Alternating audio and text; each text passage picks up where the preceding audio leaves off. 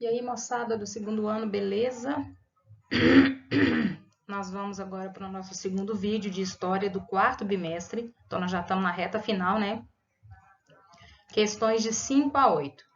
Antes, como sempre, eu dou aquela colocadinha de conteúdo mega básica, né? Que eu sei que vocês não gostam, porque é muito conteúdo, mas que é necessário. Então, só para lembrar vocês,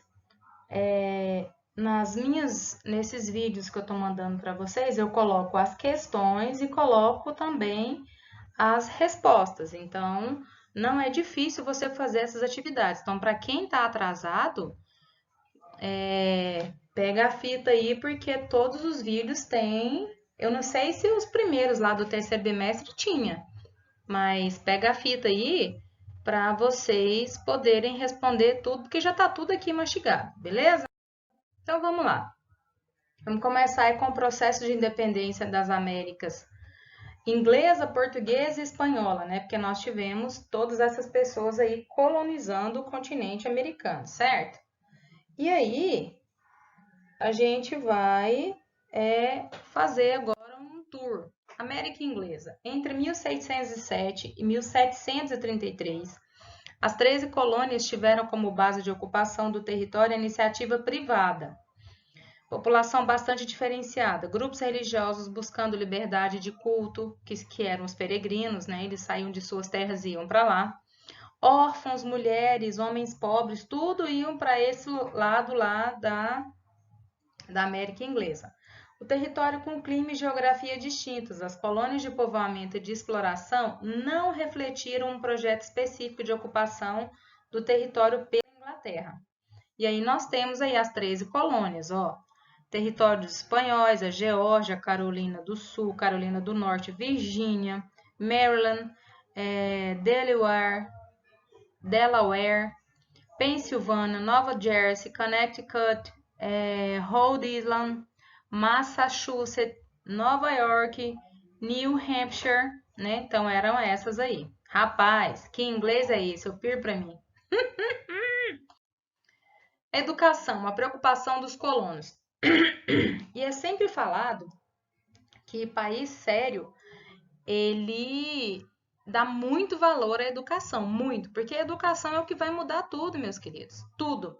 Então, desenvolvimento cultural, principalmente pelo fato do interesse nos protestantes em ler a Bíblia, leis regulamentavam a oferta da educação em Massachusetts em 1647, a educação formal superava as colônias ibéricas aqui vem de Portugal, né? As inúmeras variações do protestantismo também contribuíram para o desenvolvimento de um pensamento autônomo nas colônias. Então, a educação é o início da revolução de tudo, tá?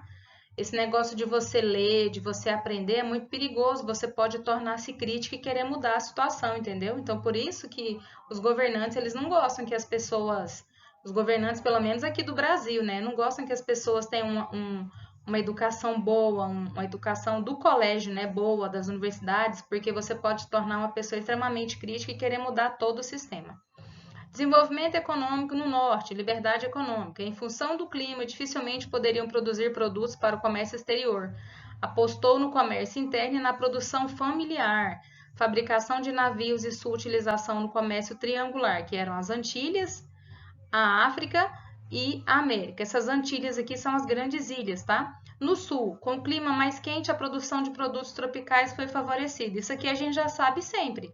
Você pode sair nas ruas o ano inteiro procurando frutas, que você vai ter frutas variadas o ano inteiro, porque nós moramos em país tropical e que tem água e sol o ano inteiro. Então, isso é o que abre a possibilidade de nós termos frutos e frutas o ano inteiro.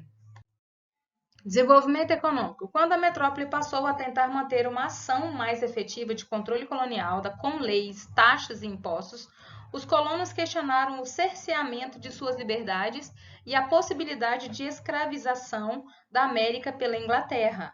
Ou seja, a Inglaterra era dona, né, daquele pedaço que hoje é os Estados Unidos.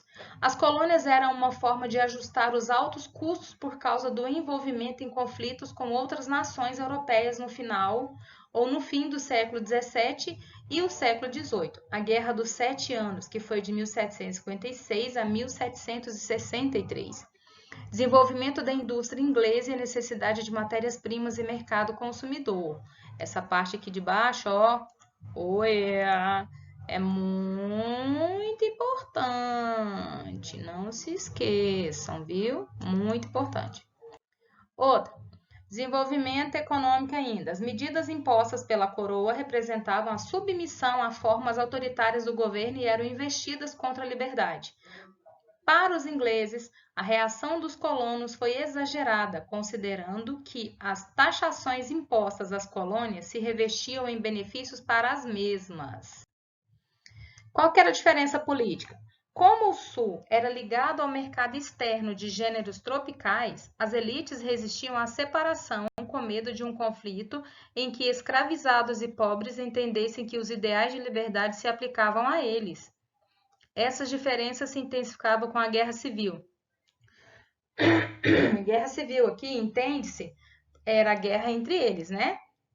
1861 a 1865. O movimento ganhou força com a aplicação de medidas consideradas destrutivas à colônia. Essas 13 colônias, né? As principais leis impostas à Inglaterra, às 13 colônias, porque a Inglaterra era dona daquele território. 1764, a chamada Lei do Açúcar, obrigava os colonos a pagar uma taxa adicional sobre qualquer carregamento de açúcar que não pertencesse às colônias britânicas. Em 765, a Lei do Selo exigia a compra de um selo presente em todos os documentos que circulassem pelo território. Quando você vê filmes antigos dessa época, você vê que as coroas, os reinos sempre tinham um selo, né? Tinha tipo uma cera que derretia lá, vinha e batia o carimbo em cima. Era o selo daquele reino, daquele lugar, né? Em 1773, a Lei do Chá obrigava a colônia a consumir somente o chá oriundo das embarcações britânicas. Quando você é muito pontual em algum compromisso seu, nos seus compromissos, você fala assim, ó, eu sou britânica com os meus horários. Por quê? Porque os britânicos, eles chegam adiantados, mas não chegam atrasados, eles são pontuais. E quando fala assim, ó, vamos fazer um chá das 5, né? Esse negócio de chá das 5 veio dessa tradição dos ingleses em tomar chá às 5, que é o chá das 5 mesmo, né? Então, isso aí foi passando para frente.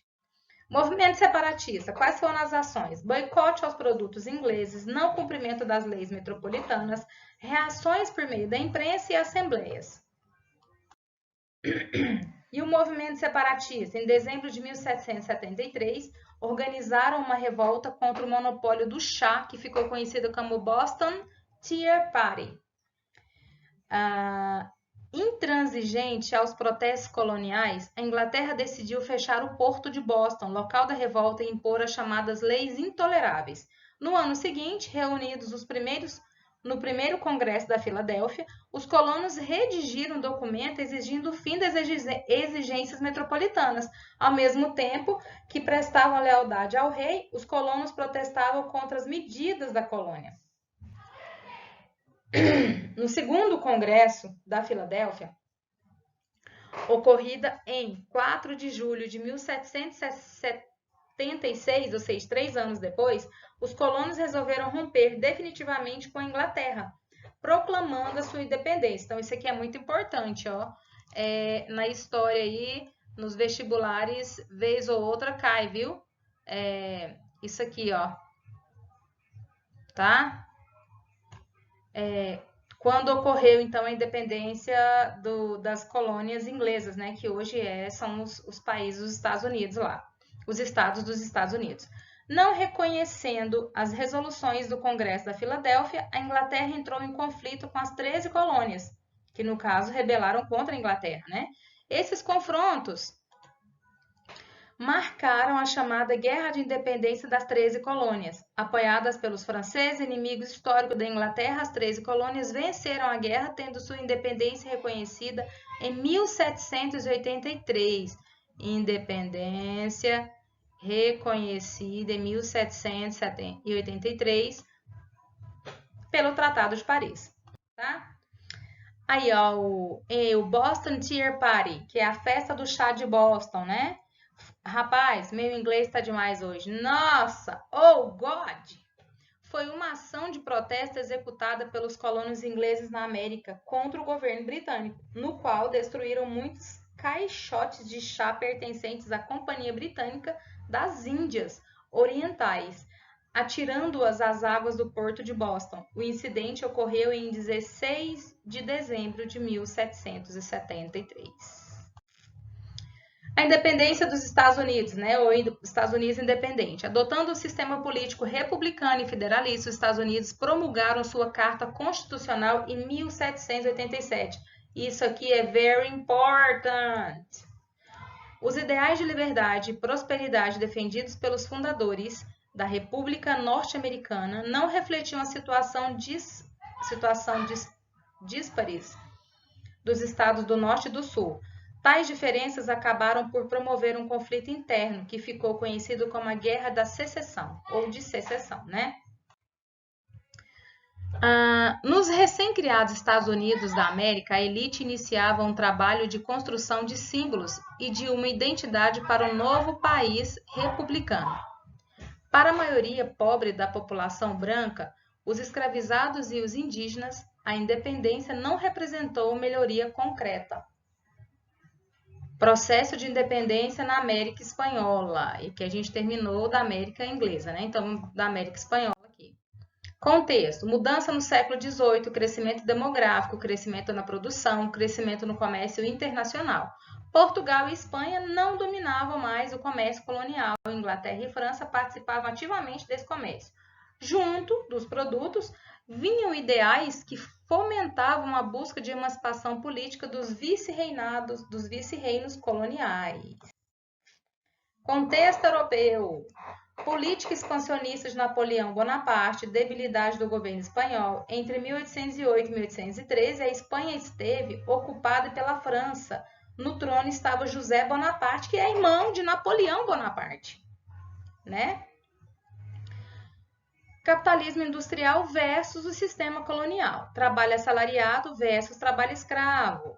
O capitalismo industrial confrontava as barreiras impostas pelo colonialismo. Para que os donos pudessem ampliar a venda de seus produtos para regiões distantes, era necessária a existência de mercados livres. Então, quando a gente fala de colônia, imperialismo, eles sempre buscavam mais lugares para buscar matéria-prima e mais mercado consumidores, que seriam esses lugares, né? Como foi a crise do sistema colonial? Resultado de uma série de fatores decorrentes do próprio processo de colonização, a ascensão de classes sociais no nível econômico refletido na política. Uma sociedade com interesses comerciais diferentes da metrópole, relações comerciais começam a entrar em choque com as barreiras criadas pelo exclusivo colonial. Influência das ideias iluministas. A independência não significou o fim do trabalho escravo ou o fim do latifúndio, mas a ascensão, ou seja, a subida e a consolidação da política de uma elite colonial, que eram os crioulos, e a gente já falou no slide, acho que anterior, sobre os crioulos, né? Lutas pela independência, por meio de várias revoltas emancipacionistas ocorridas entre 1810 e 1828, ou seja, um período bem longo, diversas áreas da América Espanhola foram conquistando sua independência política. Então vamos lá, México, 1821. Desde 1810, o padre Miguel Hidalgo e posteriormente José Morelos lideraram tropas de camponeses pobres que lutavam por mudanças sociais e pela independência política. Em 1821, o general Agostinho Iturbide, militar que combatia os rebeldes, traiu o governo espanhol e se proclamou imperador. Em 1823, foi derrubado por republicanos. Gente, se você observar aí, é sempre um golpeando o outro. Então, não é só na nossa política que isso ocorreu. Não foi só na nossa política. Isso aí faz parte da história desde sempre, né? Então, não pense que essas traições e o povo fica brigando por política e perde amizade, perde parente por causa de política. Gente, quem entra lá, eles têm, assim, são pouquíssimos o que querem coisas sérias na política. Agora, o restante, eles querem mamar nas tetas da vaca gorda, entendeu? Do México, a luta pela independência se espalhou pela América Central. No final desse processo, formaram-se a região das Províncias Unidas Centro-Americanas, que posteriormente fragmentaram-se em diversos países, né? Que hoje nós temos lá a América Central: Guatemala, Honduras, Costa Rica, El Salvador. E na América do Sul? Eita, chegou no nosso, hein, o que a gente interessava. Simão Bolívar, 1778 a 1830, olha a foto do bonito aqui, né? Sonhou com uma nação forte e soberana na América Latina, junto do venezuelano Antônio José de Sucre.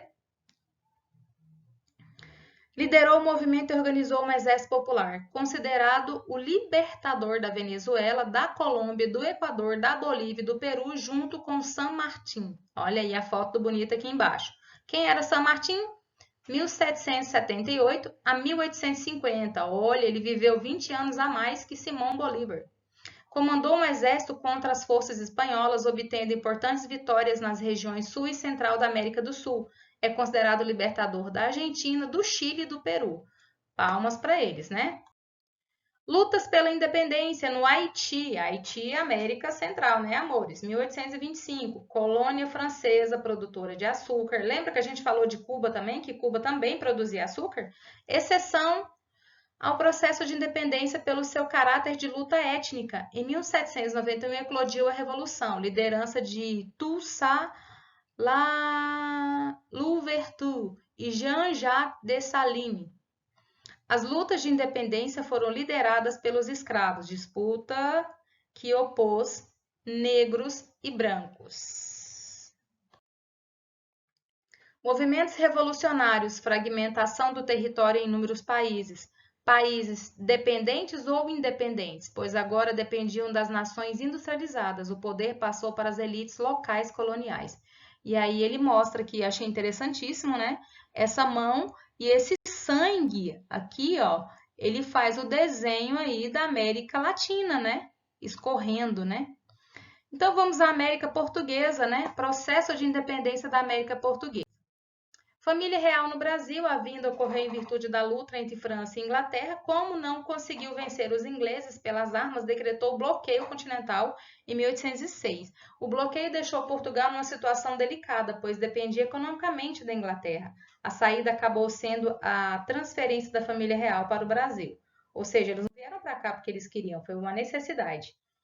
Administração joanina no Brasil. Em 28 de janeiro de 1808, Dom Pedro VI decretou a abertura dos portos às nações amigas. Independência econômica do Brasil em relação a Portugal, porque nós éramos colônia de Portugal, né?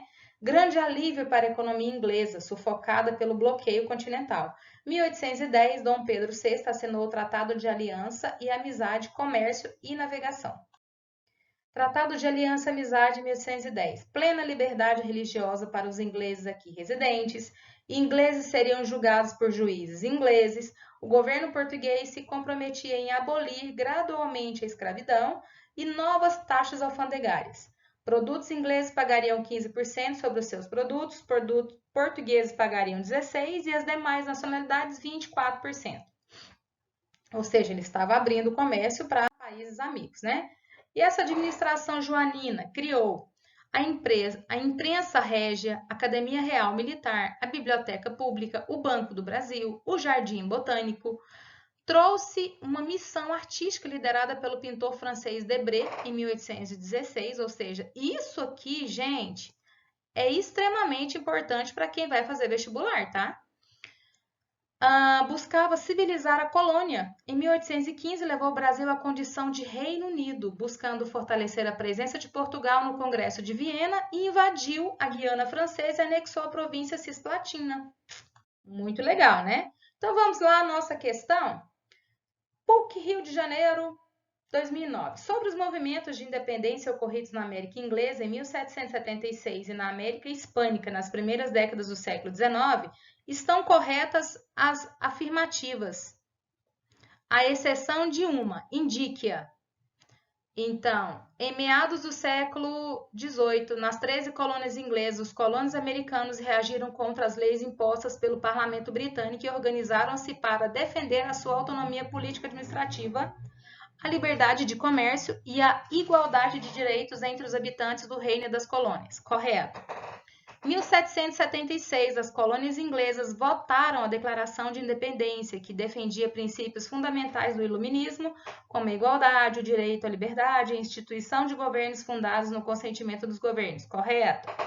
C. Os movimentos de independência na América Hispânica estão diretamente relacionados à invasão napoleônica da Espanha em 1808 e à deposição do rei Fernando VII, que resultaram no estabelecimento de juntas de governos locais na América, iniciando um intenso e amplo período revolucionário. Correto também. Qual que é a exceção disso aqui de cima? Assim como ocorreu nas 13 colônias inglesas, todas as colônias espanholas da América tornaram-se independentes no mesmo tempo, apesar de não terem mantido a unidade territorial existente e terem se dividido em vários estados nacionais independentes.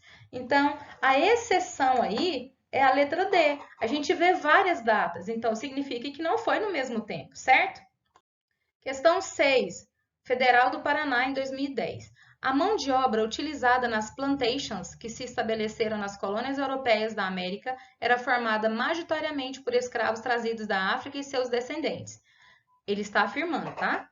Sobre os processos de independência na América e sua relação com a escravidão de africanos e afrodescendentes, assinale a alternativa correta. A alternativa correta é a letra B. Os escravos e os negros e mestiços livres haitianos armaram-se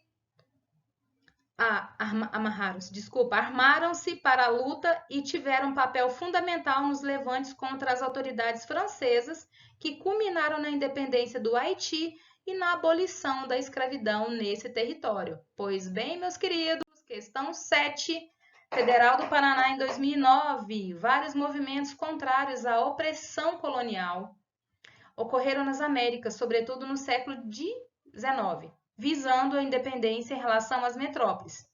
Sobre esses movimentos, é correto afirmar o quê?